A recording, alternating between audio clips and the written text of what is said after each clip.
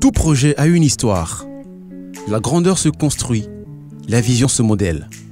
Apporter la solution à des problèmes, tel est le destin des entrepreneurs.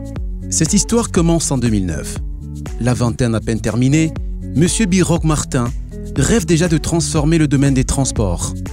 Il sera rejoint dans cette grande aventure par M. Oyono. Leur rencontre signe la collaboration entre deux visionnaires. J'ai rencontré M. Biroc en 2010 dans mes bureaux à Pau.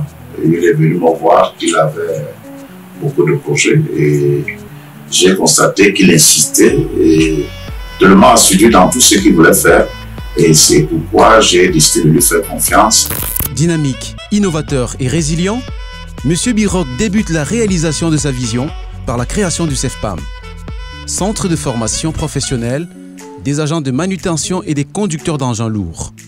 En quelques années uniquement, celui-ci se positionnera comme une référence. En 2009, lorsque j'étais en train de faire mon stage au port autonome de Douala, j'ai constaté qu'il y avait un problème de non-organisation d'un certain secteur qui demandait à être de plus en plus automatisé, qui était le secteur de la manutention portuaire. Et vu cette façon de travailler très anarchique des dockers au niveau du port autonome de Douala, je me suis intéressé à comment est-ce que je pouvais améliorer la condition ouvrière et à faire connaître ces métiers de la manutention portuaire à la jeunesse camerounaise qui, jusqu'ici, continue à aller à l'école ou bien cherche des formations employantes mais ne trouvent pas parce qu'ils ne connaissent pas ce pôle d'emploi-là. Et après cela, j'ai approfondi les études en essayant de voir est-ce que je vais seulement me limiter sur la manutention portuaire. C'est là où j'ai aussi commencé à travailler sur la conduite et la maintenance des engins lourds de BTP. Et dans ce cadre, je me suis rendu compte que ce secteur d'activité était un secteur d'activité pour des lycées pour compte. Or, c'est un secteur d'activité qui génère des gros revenus. Quand je dis revenus, je parle en termes de salaire des individus. Je vous assure, vous ne pouvez pas connaître combien est-ce qu'un conducteur d'engin débutant peut toucher par rapport à un licencié ou quelqu'un qui a une maîtrise dans nos universités aujourd'hui. Donc, alors j'ai dit, mais qu'est-ce qui se passe?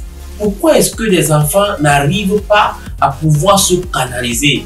Et lors de mes échanges avec mon partenaire français Afral, qui est le meilleur dans le domaine, je me suis rendu compte que la jeunesse camerounaise avait besoin de connaître ce nouveau secteur d'activité qui est pourvoyeur d'emploi, qui est une nouvelle niche d'emploi au Cameroun. Et le gouvernement camerounais a besoin d'encadrer cette nouvelle niche d'emploi. C'est de là où j'ai commencé à rédiger des supports de formation. C'est de là où j'ai commencé à demander des audiences auprès des ministères en charge de ce secteur d'activité et j'ai présenté le projet. Il a été accepté. On a eu notre premier agrément.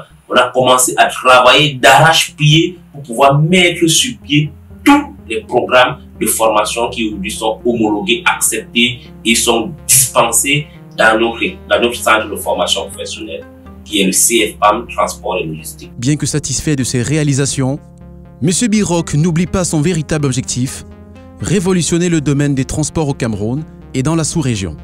Inspiré par les défis quotidiens auxquels fait face le secteur, il décide de mettre sur pied un nouveau projet.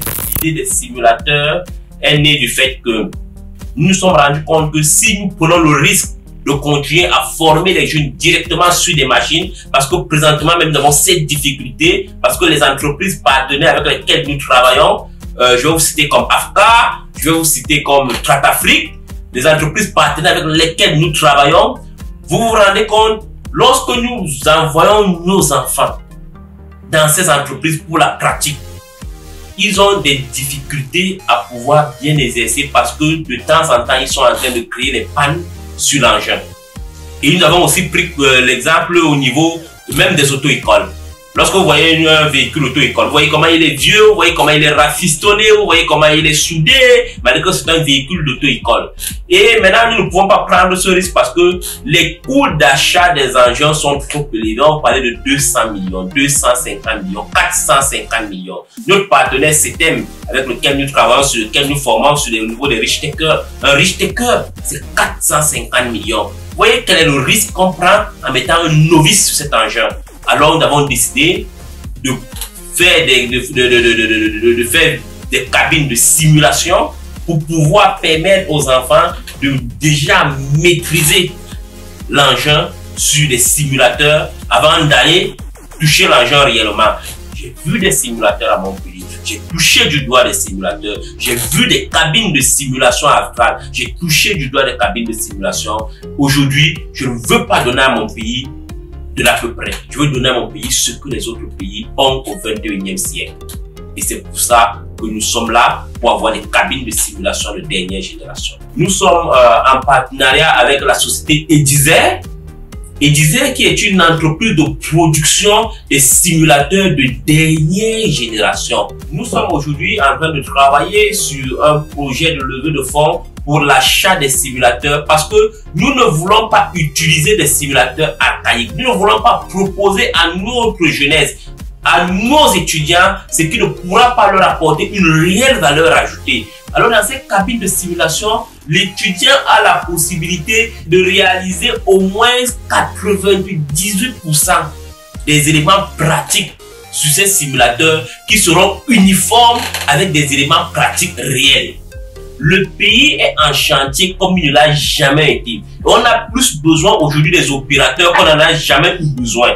Je vous assure, le gouvernement a lancé un plan quinquennal d'agriculture. Je ne sais pas si les jeunes sont au courant. C'est financé par la BGF IBAN sous le contrôle du ministère des Finances. Et c'est une agriculture de seconde génération. Et dans cette agriculture de seconde génération, on ne peut pas la faire si on n'a pas loti les terrains. Et je vous assure, cette agriculture va se faire dans les différentes régions du Cameroun. Il faudra lotir les terrains.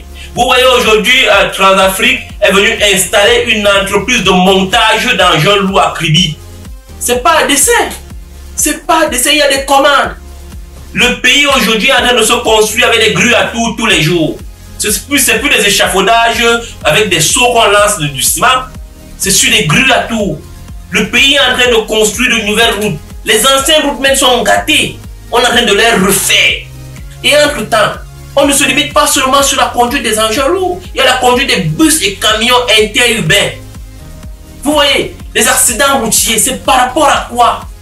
C'est parce qu'il n'y a pas un organe de régulation. C'est parce qu'il n'y a pas un centre de formation approprié à juste titre pour pouvoir permettre à l'État de dire celui-ci est de tel corps de métier de conduite d'engin, celui-ci est de tel corps de métier de conduite d'engin, celui-ci est de tel autre corps de métier de conduite d'engin. Seulement en termes de recyclage, de la validation des acquis de l'expérience professionnelle de ceux qui savent conduire mais n'ont pas de documents qui attestent qu'ils savent conduire. Je vous assure, seulement la VAE au Cameroun actuellement va à plus de 50 000 jeunes à faire leur validation d'acquis de l'expérience professionnelle. Ça, c'est toujours notre marché. Et je n'ai pas parlé de la sous-région. Aujourd'hui, au CFPAM, vous trouvez des Togolais, des Tchadiens, des Centrafricains, des Gabonais. Je pense que tous ceux qui sont entrepreneurs, qui veulent investir dans des projets rentables, des projets sûrs, je dirais même certains, investir au CFPAM, c'est la meilleure idée. Un projet déjà en marche et auquel ont déjà adhéré les plus grands hommes d'affaires et personnalités politiques de notre pays. Quand il m'a présenté le projet, j'ai cru en ce projet, j'ai dit bon voilà, je vais l'accompagner à travers mes relations que j'ai et à travers, n'est-ce pas, certains aînés qui jusqu'aujourd'hui veulent recaser ces jeunes qui la plupart sont diplômés et ceux qui ne sont pas diplômés pour au moins savoir cette formation. C'est pourquoi j'ai décidé de l'accompagner dans ce projet. Déjà en termes de lobbying, c'est-à-dire nous avons commencé d'abord à déposer des demandes, n'est-ce pas, dans l'administration telle que certains ministères. Et nous avons déjà contacté les banques, comme je crois dès demain, nous aurons rendez-vous avec le directeur général de Atlantic Bank qui a adhéré, qui a été tellement très content de voir qu'un jeune Camerounais puisse porter un projet comme celui-là. Nous avions d'autres membres du gouvernement, c'est-à-dire les stars du ministre des Finances, qui, je crois, dans les jours à venir, va nous recevoir pour lui présenter ce projet. Nous avons aussi contacté beaucoup de ministères, le ministère du Travail, le ministère de l'Emploi et le ministère de la Jeunesse. Vous savez, aujourd'hui, quand il s'agit, n'est-ce pas, d'un travail comme celui-là, ça nécessite, n'est-ce pas, l'accompagnement du ministère de la Jeunesse parce que c'est les jeunes qui sont porteurs, n'est-ce pas, de ce projet.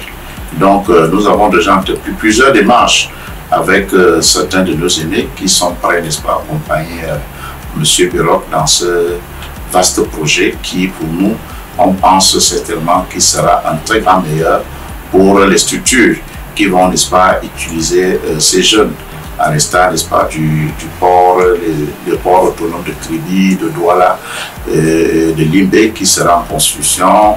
Et vous avez vu tout à l'heure, on a parlé, n'est-ce pas, de certains lotissements dont l'État veut faire maintenant pour encourager ces jeunes qui, dès demain, vont être porteurs de ces projets. Nous avons passé la commande de notre premier simulateur déjà à Edizer, qui sera livré dans quelques jours. Et ceux qui voudront découvrir ce que c'est qu'une cabine de simulation peuvent passer dans nos locaux, ils découvriront ce que c'est qu'un simulateur. Notre vision dans 5 ans, c'est d'être un centre international dans le sens large du terme, parce que d'ici l'année prochaine, nous allons occuper toutes les 10 régions du Cameroun et chaque région, s'il vous plaît, aura au moins 4 cabines de simulation. Alors, nous allons nous étendre dans la sous-région CEMAC et pourquoi pas devenir la référence africaine. Je vous dis devenir la référence africaine. Ça, je pèse des mots quand je suis en train de le dire. Notre slogan formation, emploi garde tout son sens parce qu'aujourd'hui, ce que nous offrons sont des formations employantes d'aujourd'hui. Pour tous ceux qui veulent investir aujourd'hui au CFPAM, il leur suffit juste de cliquer sur le lien sous la vidéo ou d'appeler aux contacts qui sont indiqués sous cette vidéo. Ils entreront en contact avec le service de levée de fonds et pourront avoir un entretien avec moi personnellement parce que pour des choses sérieuses, je mets du sérieux. Je suis disponible à les recevoir, disponible à répondre à toutes leurs questions et à toutes leurs préoccupations et même à rencontrer leurs services financiers, leurs conseillers financiers les plus experts qui puissent être. Je suis sûr, vous êtes en train d'investir dans un projet à 0 risque.